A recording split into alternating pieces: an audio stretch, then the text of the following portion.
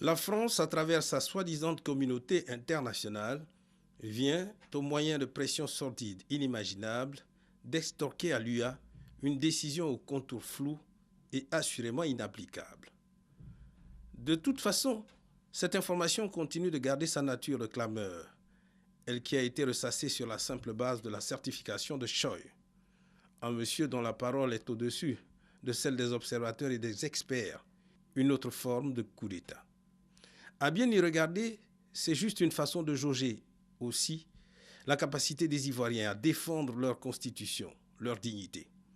L'article 24 de notre constitution, précisant que la défense de la nation et de l'intégrité du territoire est un devoir pour tout Ivoirien. Et puis au passage, notons que l'état psychologique des individus devant s'occuper de ce type de questions, surtout de la Côte d'Ivoire, est à prendre au sérieux.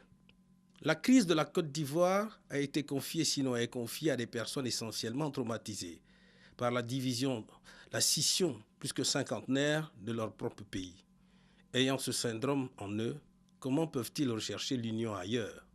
Cela dit, la protestation reste vive au sein de l'UA, dont les membres ont des avis divergents, et pour cause. On ne veut pas reconnaître la proclamation des résultats par le Conseil constitutionnel de Côte d'Ivoire, et l'on veut cependant, d'une autre main, que ce même Conseil constitutionnel et son président assermentent M. Ouattara.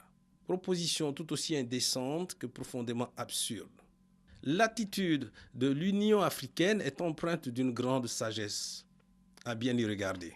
D'autant plus que ses membres savent qu'au bout du processus, il faudra prendre un tournant, celui de s'adresser au président du Conseil constitutionnel en dernier ressort, qui, selon la Constitution d'ailleurs, et pour les 5 années à venir, a déjà assermenté un président, son Excellence, M. Laurent Gbagbo, président de la République de Côte d'Ivoire. En réalité, l'Union africaine nous invite plutôt à régler nous-mêmes nos problèmes. Fini les accords importés. Nous avons suffisamment fait le tour du monde, en vain. Et même si nous sommes dans une dynamique de logique renversée, imposée par la France et ses alliés à cause de leurs intérêts, ne nous demandez pas de poser des actes incestueux. Ne nous demandez pas de violer notre propre mère, notre propre constitution. Nous ne vous offrirons jamais ce plaisir de voyeur.